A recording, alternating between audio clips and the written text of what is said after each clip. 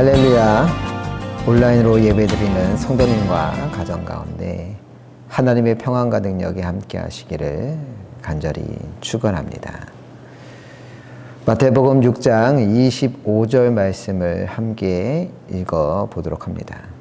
그러므로 내가 너에게 이르노니 목숨을 위하여 무엇을 먹을까 무엇을 마실까 몸을 위하여 무엇을 입을까 염려하지 말라. 목숨이 음식보다 중하지 아니하며 몸이 의복보다 중하지 아니하냐. 이 말씀에서 예수님은 우리가 염려하지 말아야 할 것들이 있다고 하셨습니다. 어떤 것들을 염려하지 말아야 한다고 했습니까? 무엇을 먹을까, 무엇을 마실까, 무엇을 입을까, 이런 것들에 대해서 염려하지 말라 하셨습니다. 하지만 생각해 보면 우리가 맨날 하는 걱정들이 뭐냐? 바로 무엇을 먹을까, 무엇을 마실까, 무엇을 입을까, 이런 것들 아닙니까? 우리들이 아침마다 옷장을 열면서 하는 이야기가 있죠. 뭐라고 합니까? 옷이 없네. 정말 놀랄 만한 말 아닙니까? 지금 눈앞에 넘쳐나는 옷들이 있는데 그 옷들이 마치 눈에 안 보이는 것처럼 우리들은 옷이 없네 라고 말하곤 합니다. 왜 우리는 옷장에 수많은 옷들이 가득한데도 옷이 없네 라고 말하는 것일까요? 더 정확히 말하면 입을 옷이 없네 라는 말이죠. 아무리 눈앞에 옷이 많아도 지금 딱 이 상황에, 이 계절에, 이 날씨에 어울릴 만한 마음에 드는 옷이 없다고 우리는 늘 불평하곤 합니다. 이런 염려는 식사 때도 벌어집니다. 직장인들이 가장 심각하게 고민하는 하루의 순간이 언제냐? 바로 점심 먹을 때라고 하지 않습니까? 직원 식당이라도 있으면 주는 거 먹으면 되지만 그렇지 않은 경우에는 점심때마다 오늘은 뭐 먹지? 김밥? 제육? 파스타? 그런데 요새는 밥 먹은 후에도 고민이 이어집니다. 왜냐? 점심을 먹은 후에 후식을 먹지 않습니까? 그럼 거기 가서도 똑같은 고민에 빠집니다. 무슨 커피를 마실까? 건강을 위해 차를 마실까? 탄산음료? 맨날 무엇을 입을까? 무엇을 먹을까? 무엇을 마실까? 똑같은 고민으로 세월을 보내는 게 우리들 아닙니까? 그런데 주님께서는 이런 걱정을 하지 말라 하십니다. 왜 걱정하지 말라 하시는 것이냐? 26절을 함께 읽도록 하겠습니다. 공중의 새를 보라. 심지도 않고 거두지도 않고 창고에 모아 들이지도 아니하되 너희 하늘 아버지께서 기르시나니 너희는 이것들보다 귀하지 아니하냐. 예수님은 공중의 새를 보라 하셨습니다. 아무도 돌보지 않는 것 같은 새조차도 누가 기르신다고 했습니까? 하늘 아버지께서 기르신다고 했습니다. 그런데 그런 공중의 새보다 더 귀한 것이 있다는 겁니다. 누가 더 귀하다는 겁니까? 바로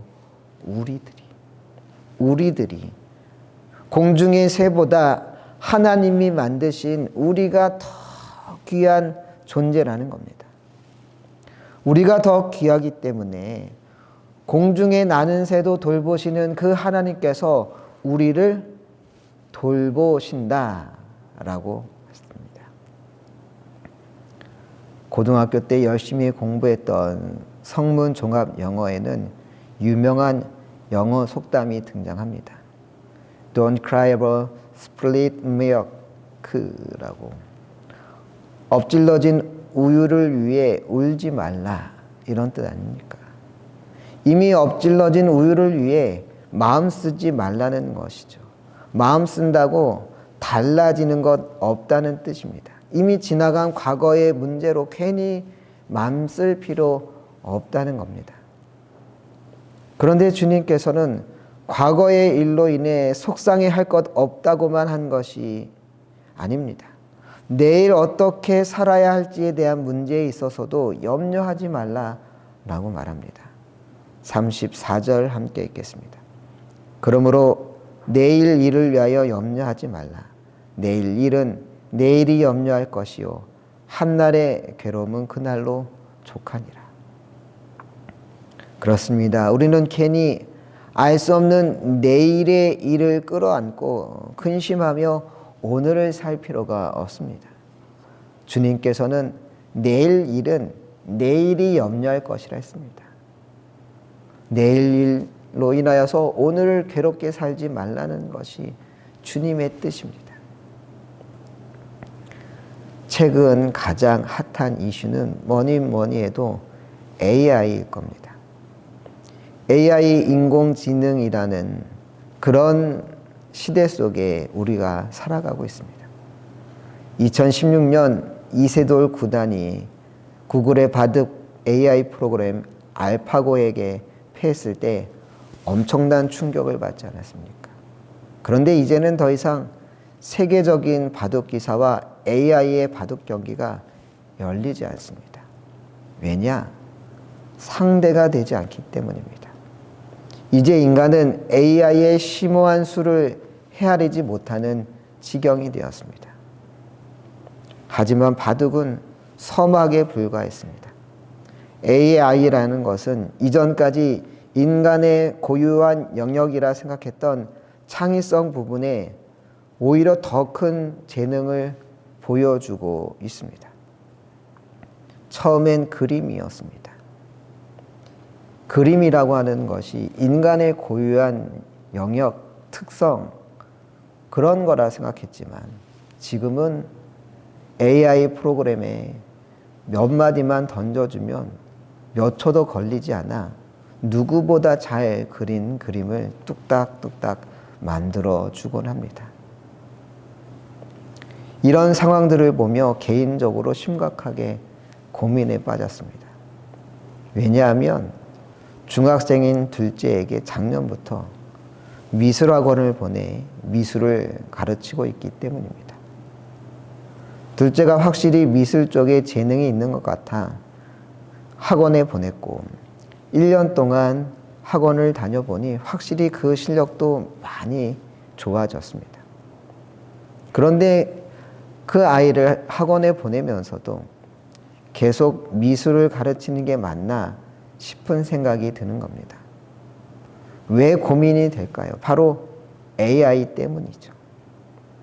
이미 AI의 그림 실력은 인간을 추월해 1, 2초면 원하는 그림을 뚝딱 그려주는데 과연 10년, 20년 후에는 어떻겠습니까?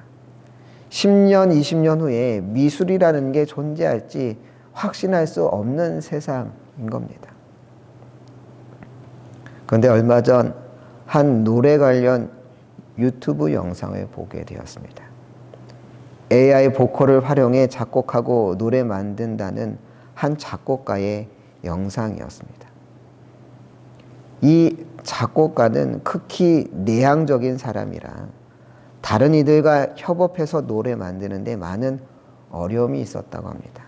당연하지 않겠습니까? 노래라는 게 그냥 뚝딱 작곡만 한다고 해서 나오는 게 아니라 신디, 드럼, 베이스 등 함께 할 연주자도 있어야 하고 당연히 보컬도 있어야 노래 한 곡이 나오지 않겠습니까? 그런데 다른 사람과 함께하는 일에 어려움을 느낀다면 노래 만드는 일이 거의 불가능에 가깝지 않겠습니까? 그런데 AI 시대가 오히려 이 작곡가에게 새로운 기회를 가져다 주었다는 겁니다. 연주자 없어도 심지어 노래 부르는 보컬이 없어도 컴퓨터만 적절히 만질 줄 알면 자신이 작곡한 곡을 자신이 의도한 그 의도에 따라 얼마든지 멋지게 불러주는 그런 시대가 되었다는 것이죠. 사실 AI 시대의 작곡가로 살아가면서 얼마나 고민이 많았겠습니까? 사람들은 다 이제 AI 시대가 다 해줄 거야. AI가 다 해주니 작곡 같은 거, 노래 같은 거 만들 필요 없어. 사람들은 다 그렇게 말하는 상황 가운데서도 이 AI 작곡가는 오히려 이런 상황들이 자신에게 기회가 되었다고. 위기는 분명히 맞지만 그 위기를 오히려 잘 사용하여서 이전에는 생각하지 못했던 방식으로 음악을 만들 수 있는 시대가 되었다고 그렇게 말하는 영상이었습니다. 춘천중앙교회 원로이신 권호서 목사님, 여러분도 잘 알지 않습니까? 매년 추수감사절에 우리 교회에 오셔서 말씀을 전해주고 계십니다. 그런데 언젠가 권호서 목사님이 교육자 회의 때 이런 설교를 하신 적이 있습니다. 20대 중반 목회를 시작하려고 준비하던 1970년대 후반 당시 선배들이 이야기하더랍니다. 지금은 한국교회 위기야. 앞으로 목회하기 어려워질 거야. 한참 목회를 하기에 여념이 없던 1980년대 선배들은 또다시 말했답니다. 지금이 한국교회 위기야. 앞으로 목회하기 어려워질 거야. 춘천중앙교회에서 열심히 사역하던 1990년대 이젠 동료 목회자들이 이야기했습니다. 지금이 한국교회 진짜 위기야. 앞으로 목회하기에 더 어려워질 거야. 2000년대 들어서니까 이제 후배들이 이야기하더랍니다. 지금이 한국교회 위기입니다. 앞으로 목회하기 더 어려워질 겁니다. 물론 위기라는 말이 틀린 말은 아니지만 10년 전이나 20년 전이나 목회엔 늘 위기가 있었고 한 번도 목회하기에 너무나 좋은 상황이라고 말하는 목회자들은 없었다는 겁니다. 그러면서 권호서 목사님은 이야기하셨습니다. 지금까지 그 수많은 위기 속에서도 흔들리지 않는 목회자들이 있었고 그 가운데서도 성공적으로 목회하는 목회자들이 있었기 때문에 오늘 지금과 같은 한국교회가 있었다. 그러니 여러분들은 위축될 필요 없다고, 위기라고 엄살 떨 것이 아니라 이 시대 속에 허락하신 하나님의 사명을 바라보고 그 사명에 집중하며 최선을 다해 목회하면 분명 하나님께서 축복하실 것이라 믿는다고 말씀하셨습니다. 그동안 수많은 권호수 목사님의 말씀을 들었지만 이날만큼 큰 은혜와 도전을 받은 적이 없었습니다. 하지만 이 이야기는 단순히 목회에 대한 이야기로 한정되지 않습니다. 생각해보면 10년 전이나 20년 전이나 30년 전이나 아니 100년 전에도 1000년 전에도 사람들은 위기다, 문제다 그렇게 이야기를 했습니다. 하지만 어떻습니까? 사람들은 늘 그렇게 위기를 말하지만 그렇다고 사람들이 다 망했느냐? 아니요. 여전히 잘 살고 있지 않습니까? 위기가 없어서 잘 살고 있는 게 아니라 가혹한 위기 속에서도 어떻게든 버티고 이겨내는 사람들이 있었기 때문에 우리가 여기까지 온 것 아니겠습니까? 그런데 우리 인생도 마찬가지입니다. 여러분, 10대에는 아무런 문제나 위기 없이 잘 살았습니까? 20대에는 아무런 문제나 위기 없이 잘 살았습니까? 30대에는, 40대에는, 50대, 60대, 70대에는 문제나 위기 없이 잘 살았습니까? 아니죠.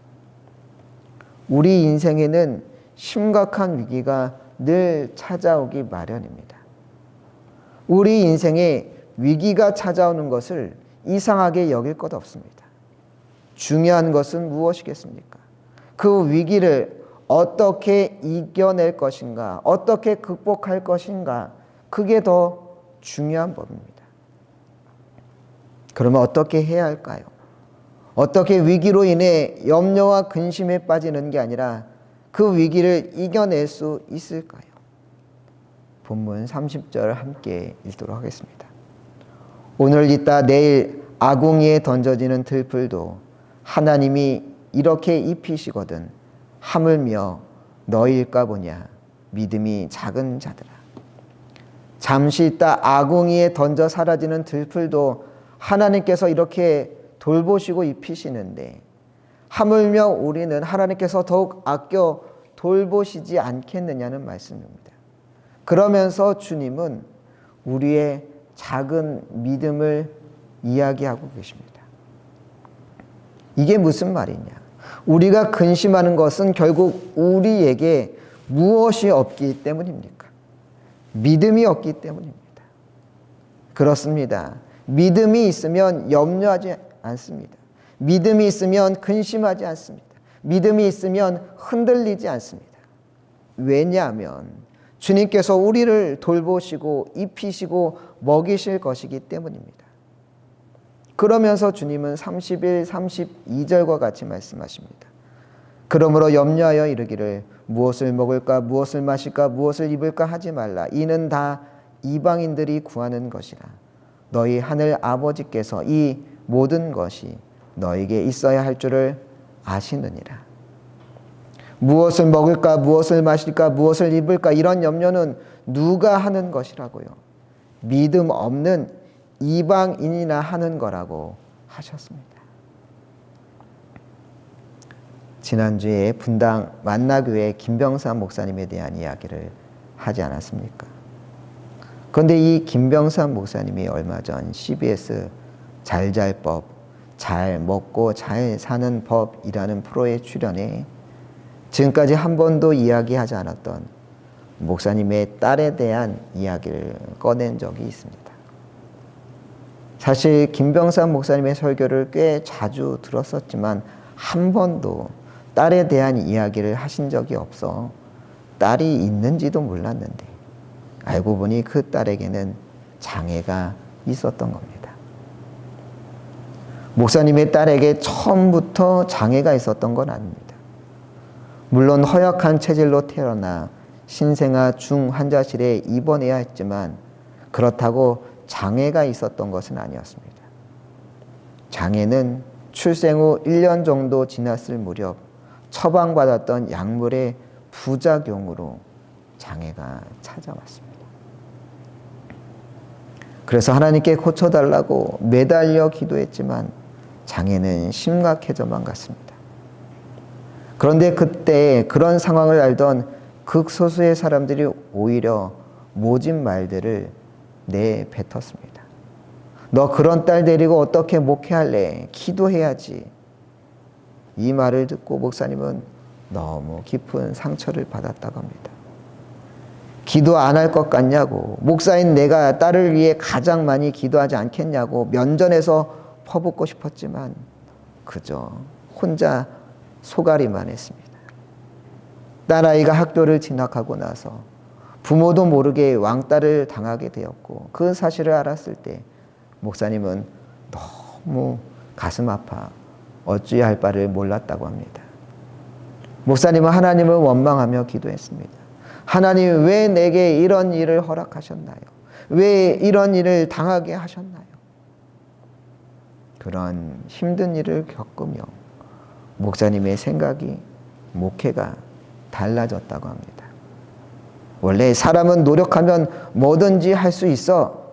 이런 밀어붙이기 방식이 김병삼 목사님의 목회 방식이었고 그런 전투적인 목회를 통해 나름 좋은 결과를 얻은 것도 사실이었습니다. 하지만 딸의 장애로 인해 목사님은 노력한다고 다 되는 게 아니구나라고 하는 평범한 진리를 깨닫게 됩니다. 우리의 삶이란 다그친다고 밀어붙인다고 다 해결될 수 있는 건 아니라는 걸 체감하게 됩니다. 그럼에도 김병삼 목사님과 사모님에게 떠나지 않는 걱정이 하나 있었습니다. 딸보다 우리가 먼저 죽을 텐데 그렇게 되면 우리 딸 어떡하나? 이 생각이 떠나지 않았던 겁니다. 부모가 살아있을 때는 어찌되었건 이렇게 저렇게 커버가 되겠지만 그렇다고 평생 함께 있을 수는 없는데 그 다음에는 누가 돌봐주나 싶었던 겁니다. 그런데 정말 기대도 안 했던 기적 같은 일이 일어났습니다. 그 딸이 몇 년 전 결혼을 하게 된 겁니다.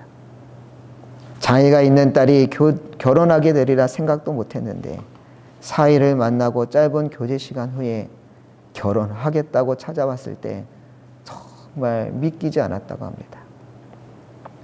이후 결혼하여 둘이 행복하게 잘 사는 모습을 보며 김병삼 목사님은 이렇게 고백했습니다.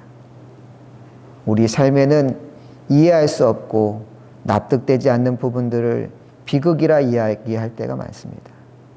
하지만 사실 내가 이해하지 못하고 원하는 대로 되지 않는다고 해서 비극은 아닌 겁니다.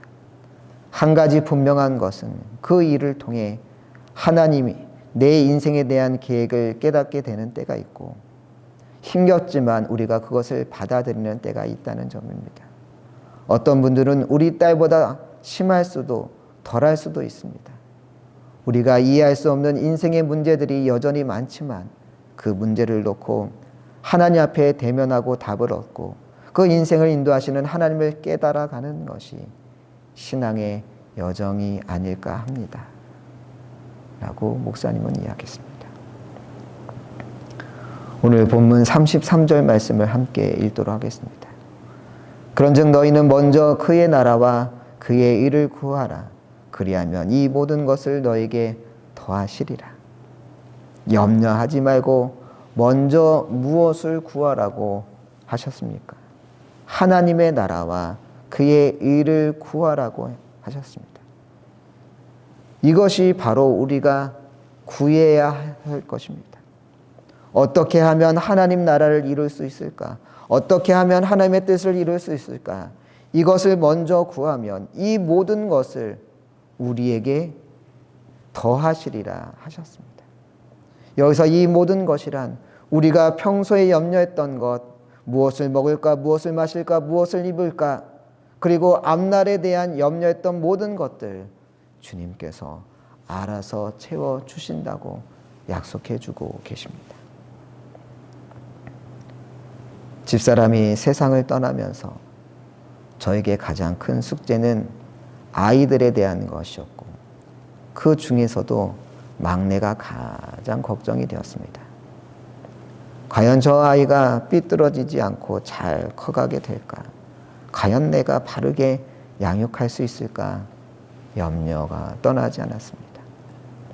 일산교회 올 때만 해도 만 3살 코 흘리게로 왔었던 막내는 다른 아이들보다 유독 손이 많이 가는 아이였습니다. 나이는 어리지만 자신만의 확고한 고집과 스타일이 있어 아침에 어린이집 보내려고 준비하면 양말 신기는 데만 10분 이상 걸리곤 했습니다. 어떤 때는 양말을 신었다 벗었다를 10번 이상 하다가 결국 지 마음에 안 든다며 울고 불고 난리친 적이 한두 번이 아니었습니다. 그런 아이였는데 이전 응가하고 혼자 뒤처리도 하고 혼자 샤워하고 머리까지 드라이로 말릴 정도로 훌쩍 컸습니다. 그래서 올해는 어여시 초등학교에 입학까지 했습니다.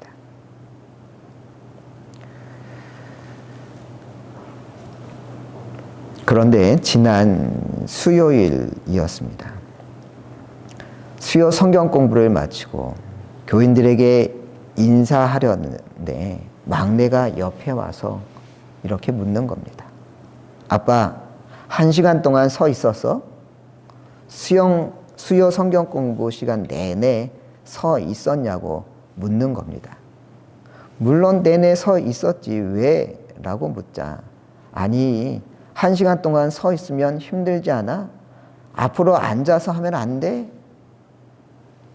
막내의 이 이야기를 듣고 속으로 깜짝 놀랐습니다.